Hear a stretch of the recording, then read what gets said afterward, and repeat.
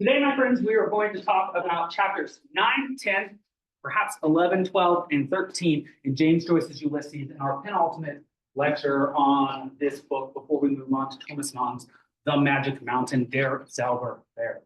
Last time we talked a little bit about Feast of the Laestrygonians. We talked a little bit about diphthongs, ligatures, and Laestrygonians, Iolus, and Aesop, or Aesop, Iolus as well. Talked also about the newspaper being full of hot air, and KMRI, Kiss My Royal Irish as Miles Crawford told to us. And so now we are going to continue to move through the day. We've seen Stephen and Bloom at lunch. We've seen them at various pubs, as well as the Evening Telegraph, as well as the Herald, as well. We learned also in chapter 8 of the Laestrygonians, we learned that Bloom has been thinking about, or has had access to, a little bit of additional evidence that his wife is going to cheat on him. So not only has he seen the bold hand of Blazes Boylan saying to Mrs. Marianne Bloom on the letter that was sent to her at her home this morning, the home at which she lives with Leopold Bloom, who ostensibly would have been able to see this mail. But we also see that when they were walking home about a week ago, Boylan and Molly had sort of, again, brazenly, to use this word, again, been sort of touching arms with each other, clearly showing physical affection for each other. It's a bride. Interesting. Hey, it's funny, it's a little sun, so it makes sense. You know, people give me things like stars, suns, and owls, because they know either the last line of Dante or about more about things like this. In any case, Bloom has more and more reason for thinking / knowing, in fact, that his wife is going to cheat on him, and he is chewing over this. He is mulling over this as he eats. Okay, so we've seen the middle of the day. Let's get past the middle of the day. Now chapter 9, Scylla and Charybdis. Scylla and Charybdis, I said that the Cyclopes episode is the most famous of the Odysseia, of the journeys of Odysseus. Scylla and Charybdis really capture the imagination as well. When Odysseus leaves Circe's island, she says, there are two ways you can go. One is past the so-called Wandering Rocks. The Wandering Rocks is, in fact, a chapter that is included in Ulysses. However, the Wandering Rocks are known to be these two rocks that I believe, under the power of Hera, or perhaps another goddess, constantly slam together like a game of Divine Frogger, or like an old arcade video game. So a ship needs to try and slide through the strait before the Wandering Rocks, the wanderers, destroy them. This is considered an impossible task, utterly impossible. So impossible that only one generation of heroes ever succeeded with the help of gods. They were the Argonauts. You may have heard of Jason and the Argonauts before. Jason and the Argonauts are the first age of heroes. Hercules is one of them. The father of Achilles, Peleus, is one of them. The father of Ajax the Greater, Telamon, is one of them. They all went on a journey before the journey to Troy, which is where the second generation of heroes go. There are only two generations of heroes in classical mythology. And sometimes people say that if you're an Old Testament reader, you've read the Genesis, and you read about the so-called Nephilim, or fallen angels, coming down to earth and laying with the women of man, and they created a generation of heroes. Some think that that is a reference to the same generation of heroes, these demigod-like individuals that once existed in these golden-esque ages.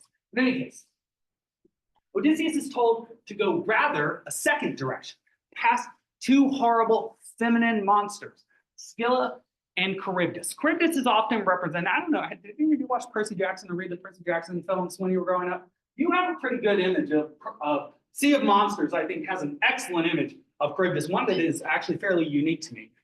Could somebody tell me, like, the basic image? What is the nautical phenomenon that Charybdis seems to be? Just gonna start drawing and then just yell it out. A whirlpool. But I never read the Percy Jacksons, nor saw them, and it's really sad to me because when I first started teaching, all my students were really into them, and I was always like, oh, I'll read them, oh, I'll read them.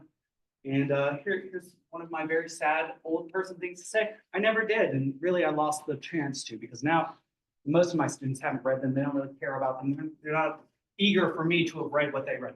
But they're also, there were, I believe, sharks, fins / teeth all throughout the Percy Jackson representation. Very scary. And so a question that I've often run into is Charybdis itself, herself, a whirlpool, or some terrifying giant creature that produces a whirlpool as it sucks down the salt sea? And I would say, well, it's an imaginary creation, so it's whichever is more terrifying. Which is really my sort of unscholarly way of putting it. Charybdis is supposed to represent a thing from the ocean that tears you down to the bottom of it out of nowhere.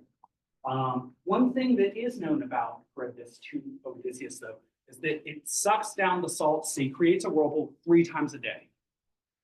Are those at standard times? We do not know. Are they for standard amounts of time? We also don't know. One takes a huge risk when they go by Charybdis. Possibly nothing would happen. Possibly one would lose one's entire ship. Scylla is herself a very much horrifying representation of a, like Medusa, potentially once beautiful creature. Scylla, in fact, gives her phenotype, her body's description to sin in John Milton's Paradise Lost. Scylla is described as a 6-headed, 12, she has 6 heads, 6 arms, and I believe 12 feet as well. The horrifying thing about her is that she can, like Mr. Fantastic, shoot her neck out, extend her neck, and retract her necks. In fact, not just one of them. And also she, and this is a detail that is just sort of, that is very much grotesque. She has a belt of dogs that live around her, so that when one is in the middle of the sea about to see Scylla and Charybdis, one can hear a yap. A very odd thing to hear in the middle of the ocean. And then she attacks and cannot be defeated.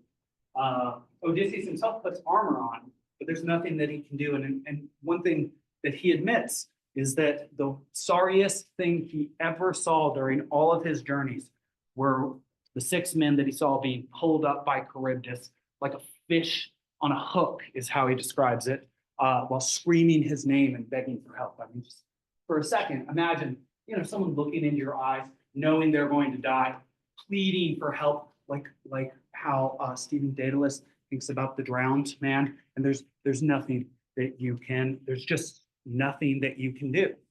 Imagine the feeling of helplessness. Perhaps that's the feeling of being an adult. Perhaps that's the feeling of being a teacher. Perhaps that's the feeling of being a physician. Perhaps that's the feeling of being a rescue diver. In fact, and so this is a very powerful moment where Odysseus has to make a choice where he's going to leave blood on the ground. What do I mean? Scylla and Charybdis is a sophisticated representation of something like being between a rock and a hard place. Neither decision is going to leave Odysseus wholly unscathed. Either he is going to lose everything, or he is going to lose something, potentially even himself. Because when he goes by Scylla, there is the potential present. Scylla, with her 6 heads, will also bite and abscond with, or rapture away Odysseus as well. And so this is a risky situation. This is not a situation without risks. No matter what is chosen, the path forward requires blood and death in this situation with Odysseus. And so we find ourselves back in Dublin. Urbane. What a fantastic word to start with. It's like the word that just evokes comfort and sophistication, and something very different from the barbaric, long, bloody teeth of Scylla, those 2 vampire-looking teeth. So urbane, to comfort them, the Quaker librarian heard, and we have we not, those priceless pages of Wilhelm Meister. This is a work by Goethe. Of course, it was very much enjoyed by Joyce. Let's see, that's another great figure who very much loved Wilhelm Meister that I was reading about just last night as well. If it comes to me, I'll repeat that too. It's not flesh, it's just texture. A great poet on a great brother poet. A hesitating soul taking arms. Sea of troubles. Sea of troubles. We see Scylla and Charybdis reference there. Torn by conflicting doubts. One sees in real doubt, real life. What is the claim of James Joyce right now about, let's say, Stephen Dedalus' condition in his heart? What is the connection between Scylla and Charybdis, the mythological monsters, and these last two clauses, the penultimate clause, that means next to last, and then the ultimate clause, that means the last one. Torn by conflicting doubts, as one sees in real life. Who's really sharpening their knives today? It's very evocative language, torn, like by a beast. And yet, to be torn by conflicting doubts, just one, two, or more. Two or more, or one. Obviously, two or more, this is plural language. But to be torn, to be ripped, is as if there are two of them side by side, ripping one apart, as if they are moving in two differing directions. This makes sense to me, because I know a little bit about Stephen Dedalus, also about Bloom. If I'm thinking about Bloom, obviously the things he needs to think about are, am I going to stand up to Blazes Boylan and mention the fact that I know that this cheating is about to happen in 2 hours? 2 hours. You know how it starts to feel when you're 2 hours away from something like getting off the clock, when a job that you don't really like, you really start to feel the end of it when you're down to 2. Or like there's an exam due, or, oh my gosh, I've been editing this thing all night, and now I got to turn it in, and the minutes, it's 15 minutes later. Every time I look at my watch, it's only been 10 seconds. Bloom is torn between how to approach the situation with the impending cheating situation, which is happening with Molly. Stephen, who seems to have even more on his mind in some ways, and less in others in terms of real considerations. He hasn't had as much tragedy in his life yet. He's lived fewer years than Bloom, and yet he is himself trying to be a great writer, but the newspaper men like Miles Crawford want him to be a newspaper man. Mr. Deasy, though he doesn't really think Stephen is going to be a teacher long, has him as a teacher. The Jesuits who educated Stephen, the Catholics, want him to be a priest, want him to be a Jesuit. Everybody around him is taking a piece of him, is trying to pull him in a different direction to make him something that he's not. His Scylla and Charybdis don't seem to be physical mythological monsters, but something like cul-de-sacs. This is a very nice French word. Well, let's call it a term. A term can be more than one word, by the way. But a cul-de-sac is basically like a path, and you may have been in a subdivision and lived in a cul-de-sac, which ends in a what? This is the important part of a cul-de-sac. Think of a sack. It ends with a dead end. Yeah, you can drive around, but it ends in a dead end. What is it that each of these individuals is offering to Stephen, which is like the death offered by Scylla and Charybdis? They're offering dead end jobs, right? And these aren't in general dead end jobs, but these are non-starters for Stephen. If one is a newspaper person, for whatever essentialist reason would make one such, newspaper teaching, being a newspaper person is fine. If one is a teacher, being a teacher is fine. But if one is Stephen, unique, odd, supposed to be this strange, different, new writer who creates something unique in the world, then no suggestions from the professionals around him are going to be fit for the unique person that he thinks that he is, that none around him recognize. You can see the difficulty of being such a person, right?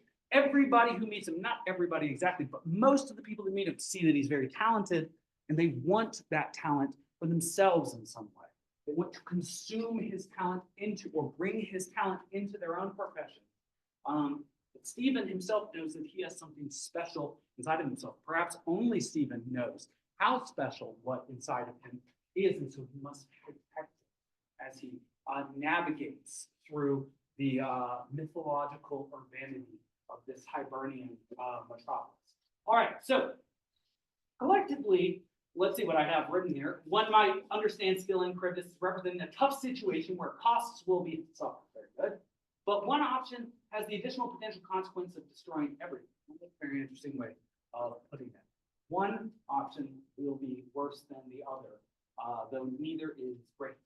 Chapter 9 is often considered even more difficult than chapter 3, Proteus. That's something I should mention, that you are perhaps also the Odysseus or the Odyssea, or Odysseus, going through the narrow passageway of Scylla and Charybdis in the same way that Proteus is, chapter 3 is sometimes seen as getting caught in a sand trap, and being on the uniformity of sand and not being able to see what is south and what is north and what is east and west, like being in the middle of the ocean. So it is chapter 9, a very difficult one to get through. In this chapter, we find Stephen, and a little later, at least hear of Bloom in the National Library.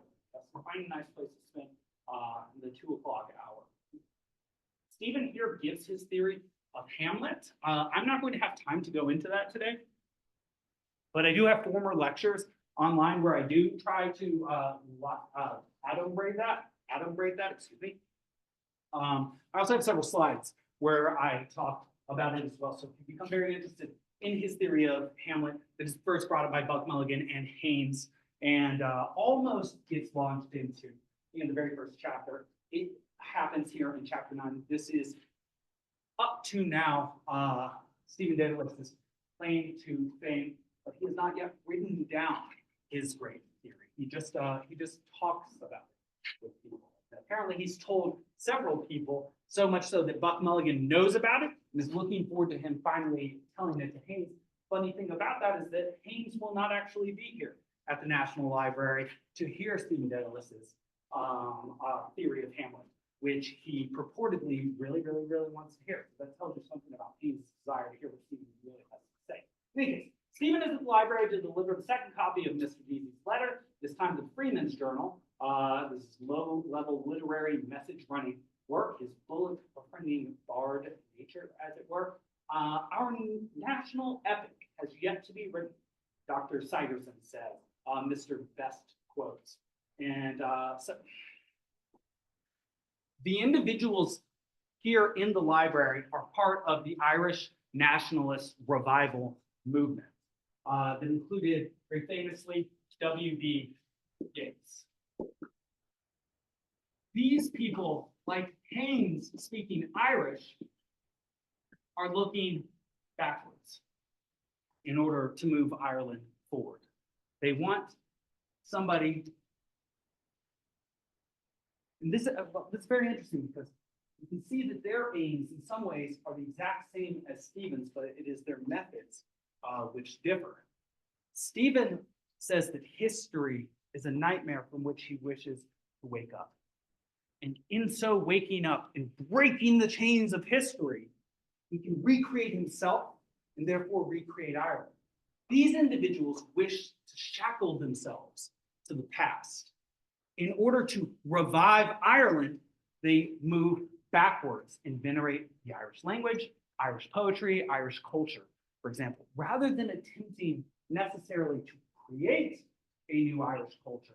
They retreat to the past when there was a time of Irish culture and wish to infuse the present with these trappings from the past. It'd be like if I walked around in colonial garb from the 18th century and I was like, make America colonial again, or something like that. But you would understand that my idea would be that there was something in the 18th century that was important that we had lost. But in pursuing reintegrating that into the world in sort of a Don Quixote-esque fashion, just by wearing sort of colonial garb and a white powdery wig, I might not infuse us with, like, say, the courageousness of the 18th century, but rather just come off as sort of a clown and a joke to you all. This is something that Stephen wishes to avoid. He doesn't wish to make a mockery or a farce of his dream. He does not wish to show Ireland for what it once was, which was ostensibly better than what it now is as a colonized province of Greater Britannia. He wants to show that regardless of all of that, Ireland remains and is still something special, as shown through how special and unique the individuals from Ireland are.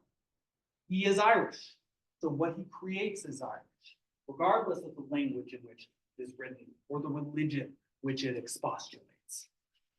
And so it is very much going to be Stephen's job to write the national epic of Ireland. Stephen, in this case, would be a stand-in for would be a stand-in for Joyce, who wrote Ulysses as an attempt to do what Stephen wishes or imagines that he might do in this text. In any case, Bloom has eaten his lunch in the Lystronians chapter, the Lystronians chapter. Stephen notices him as Bloom appears in the library to copy an advertisement. Buck Mulligan then shows up and claims he has seen Bloom in the National Gallery. And like usual, I don't know if you have sort of a vulgar friend who only sees the worst in people, but he catches Bloom in a very low moment. Bloom is so curious that, as I've told you, he's looking at the image of Venus, and who's called Venus Callipygian. Kalos means attractive or pretty or beautiful or noble. In Greek, like calligraphy means beautiful writing.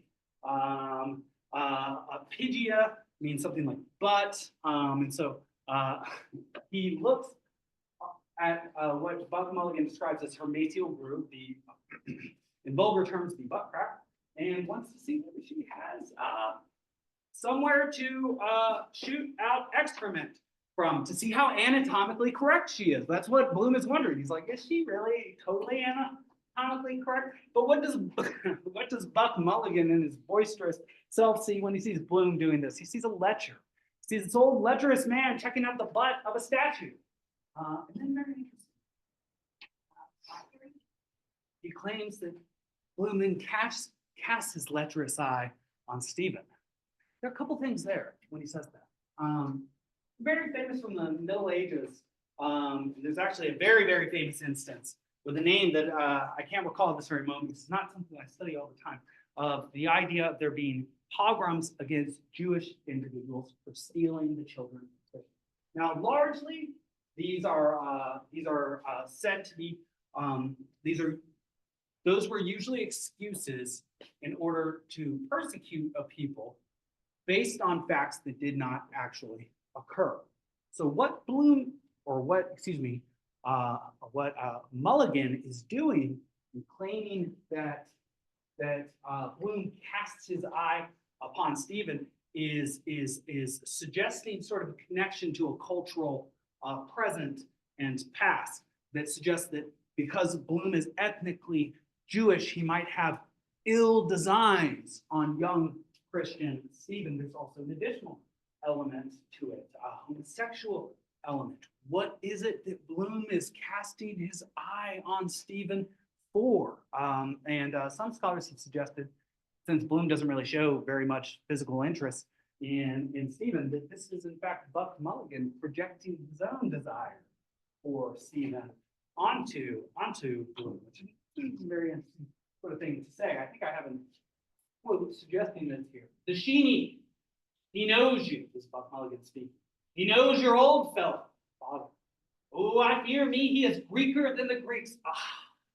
You know what that means? That is a rude thing to say. The Greeks were known, you may know the word pedophile, which has an excellent diphthong. Well, and pedestrian.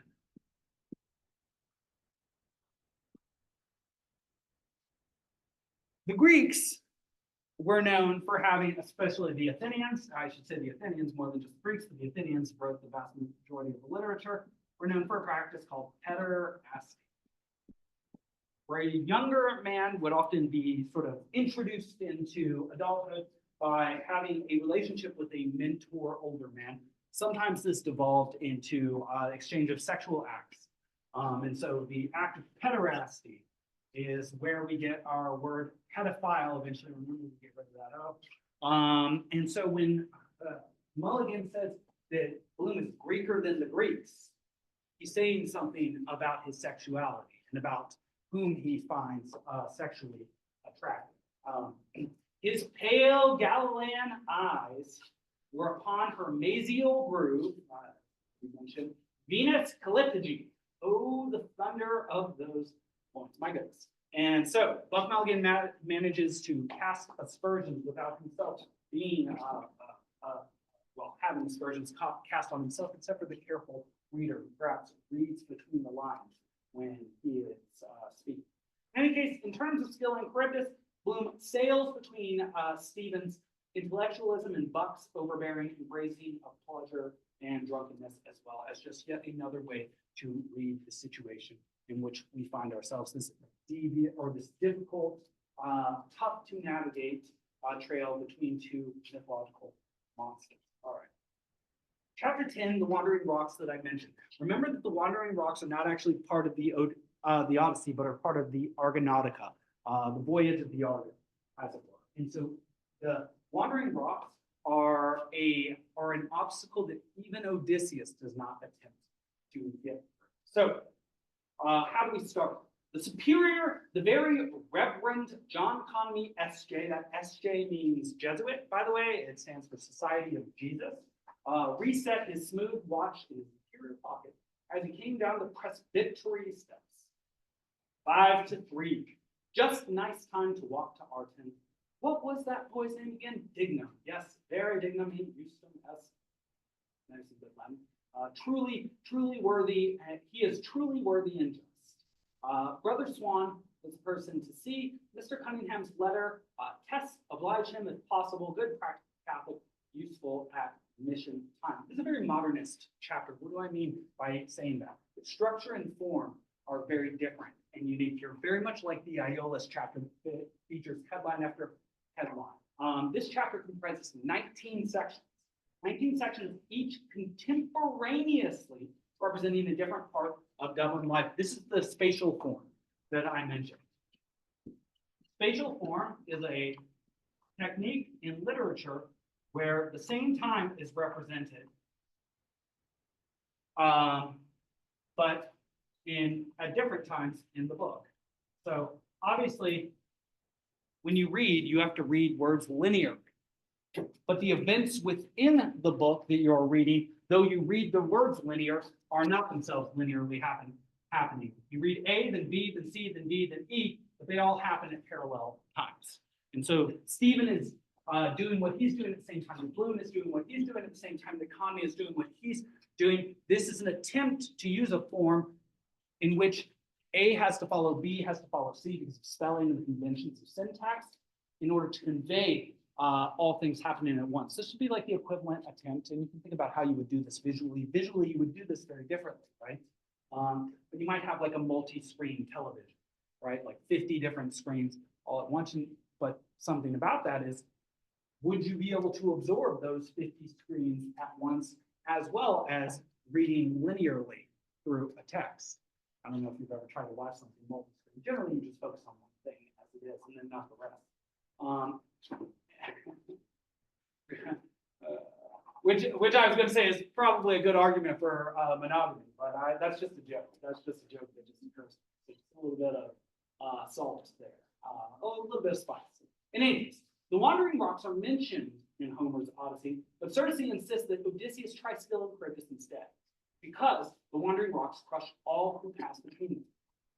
This chapter comprises 19 sections, each contemporaneously happening and representing a different part of Dublin life. The city is officially supervised by the power of the church and state. We know that this is still true, though Stephen Dedalus, obviously Molly Bloom, and also Leopold Bloom are not particularly, are not practicing, do not practice their religions. Bloom, as you know, has very interesting physical ideas about religion. One dies, one dies, one dies. Stephen Dedalus is no longer a practicing Catholic and has some very sophisticated ideas about what the nature of God may be. They're much more philosophical than they are religious. And Molly Bloom, well, we don't know exactly how religious she is, but we do know that she does something around 4 p.m. that indicates that some of the greater sacraments of the Catholic faith are not as important to her as her libidinal desires. But again, she has good reason for that, but not particularly Catholic. The priest and the viceroy. And the chapter is bookended by sections telling the story of their two philanthropic journeys, but the chapter reveals how little sway over the city they have. Okay, very interesting. So even though the church and the state really rule over this city, the things that people are filling their lives with seem to have a very limited bit to do with the power of the state and the church as it is. Though we I think have seen several instances of the power of an economy and work that both Stephen and Bloom do, as well as we have seen representations of the church. We've seen a church, we've seen also a funeral run by a church man as well. In any case, in section 1, Father Conmee travels from north central Dublin to O'Brien Institute to find a place there for one of the sons of late Paddy Dignam, so trying to help out Paddy Dignam, or Paddy Dignam, trying himself together. Section 18, the Viceroy, the man who embodies British power in Dublin, that's British power in Dublin, English, somebody who represents effectively English power, travels from the Viceregal Lodge to the southeast outskirts of Dublin to inaugurate the Muras Bazaar in aid of funds for the Mercer Hospital. The chapter shows how little affect how little they affect the people they are supposed to be supervising politically and spiritually. With no one person dominating this chapter, we seem to be living in a world driven by mindless machinery. Who is in control of the city? Is it the church? Is it the state? Or is it something else, like some sort of instinct, natural or unnatural? Hard to say. Linehan's story of the knight riding in, yes, we also get additional insight into Molly Bloom and Leopold Bloom's relationship. One Linehan tells the story of the knight riding in the cart with Bloom and Molly. And that while he was riding in this cart, he was apparently right next to Molly, who was quite buxom. And as they jostled in the cart, he would rub up against her, like what we've heard of Blazes Boylan doing alongside Molly as well, and seemed to very much enjoy the physical interaction with Molly.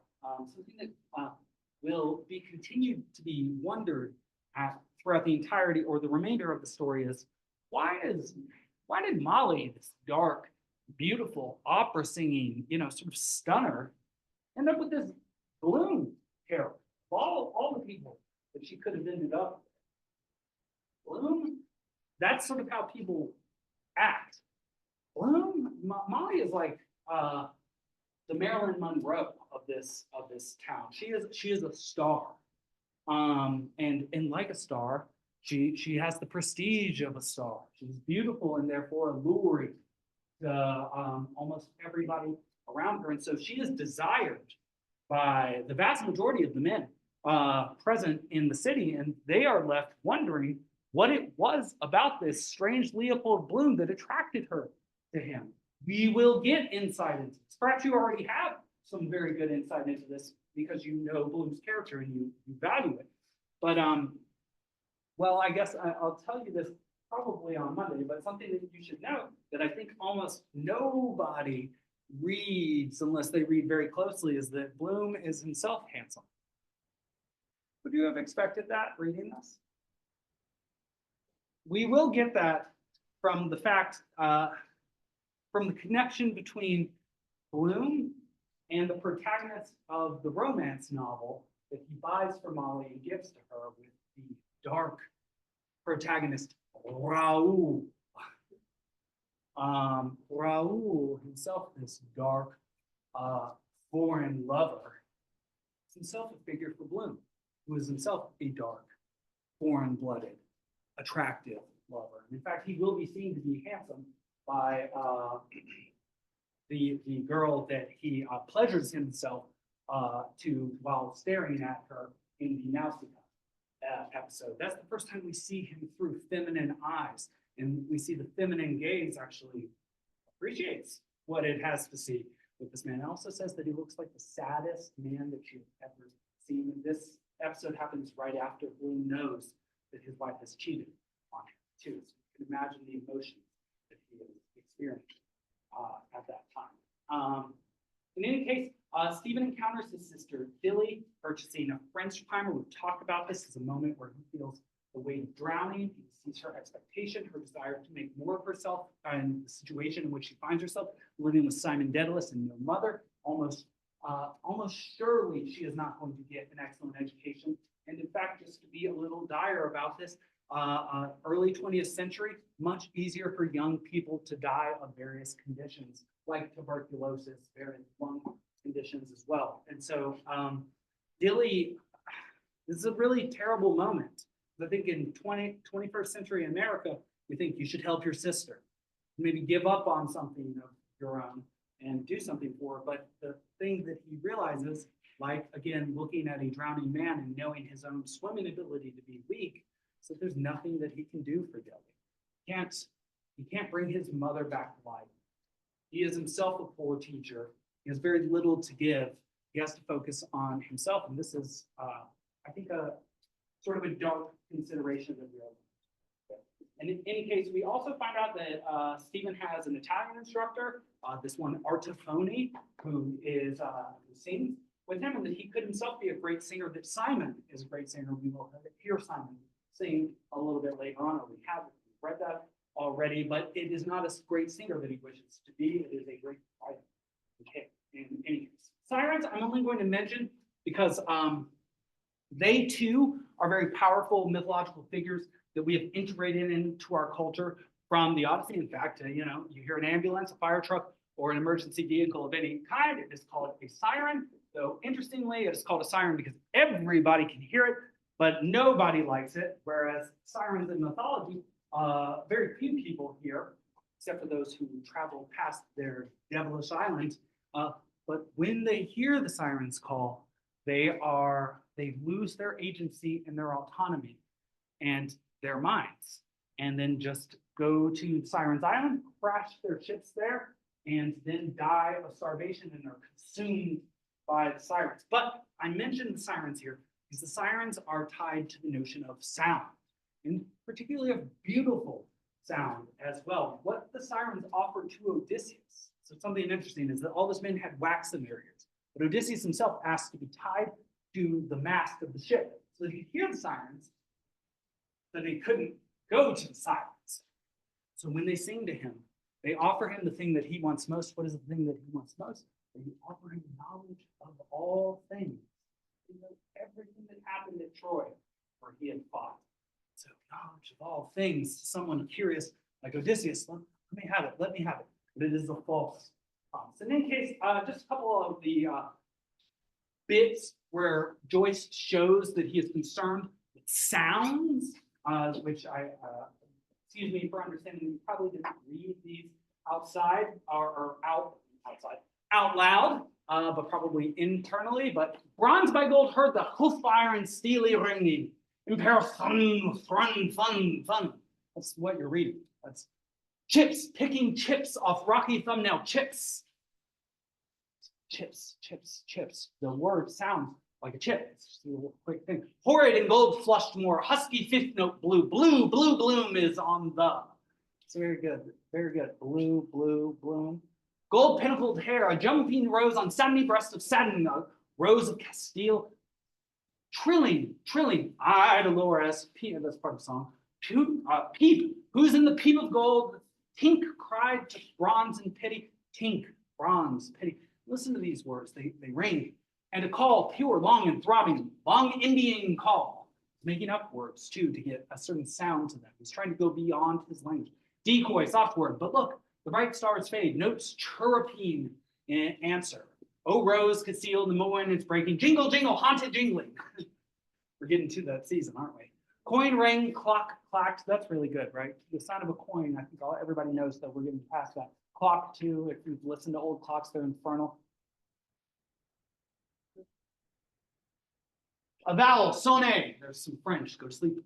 I could, rebound of garter, not leave thee, smack le cloche, thigh smack, a vowel, warm, sweetheart, goodbye. Jingle, blue, boomed, crashing chords, when love absorbs, war the tympanum.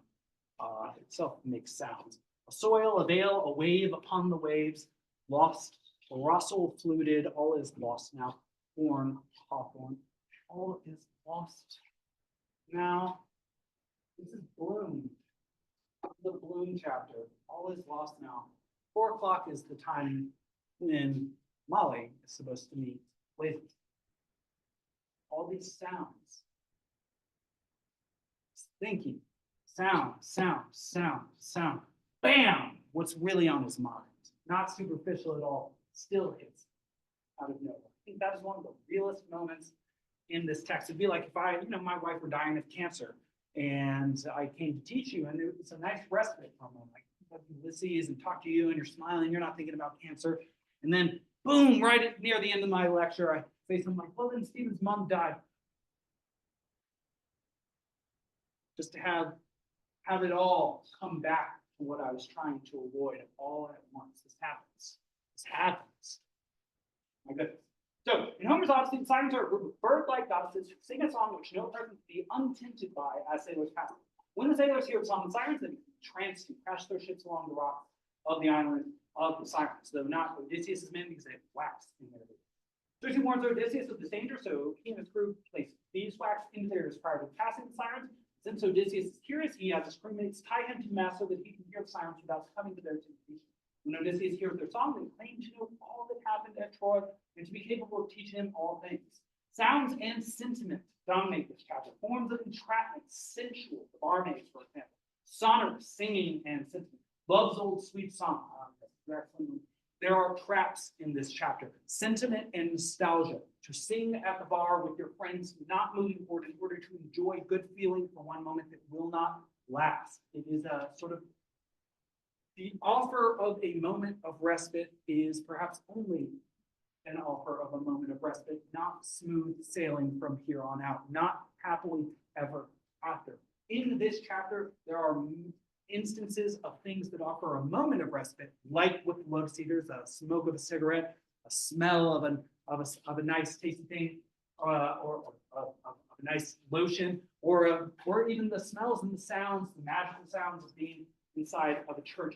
Here we see that these siren-like things offer only a moment of respite, not a life removed of difficulty. And just to mention something about the difference between, say, taking a drug as an analgesic and taking a drug as a strategy towards life. This, I think, shows the difference between a moment of respite and a life. If one could go to the Sirens Island for an hour, that'd probably be fine.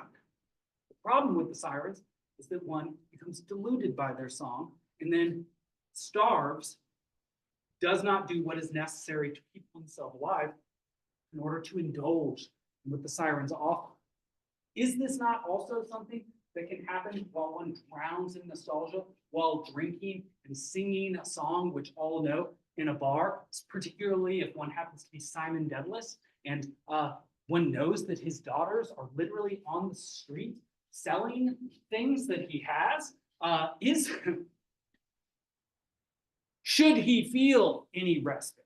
Should he feel, should he get rid of the sting of his responsibilities to his 12 children who now no longer have a mother? It seems like Simon, father of Stephen, would be spending his time a little bit better, given what's going on in his own.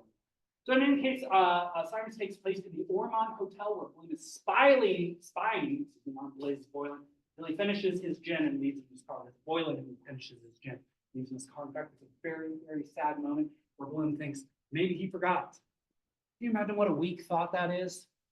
All day he's known that, Blaze has sent a letter to Molly saying, I'm coming. Apple, be ready. And he actually, he sends her some fruit prior to that as well, sort of an aphrodisiac. So Bloom thinks, maybe he forgot. He didn't forget. He's just late because it's not the most important thing on his mind. Ouch, Bloom. In any case, I thought I might get to 12 or 13, but I'm just going to fly through them next time because we are out of time. I wish you a very wonderful weekend. We're finishing this no matter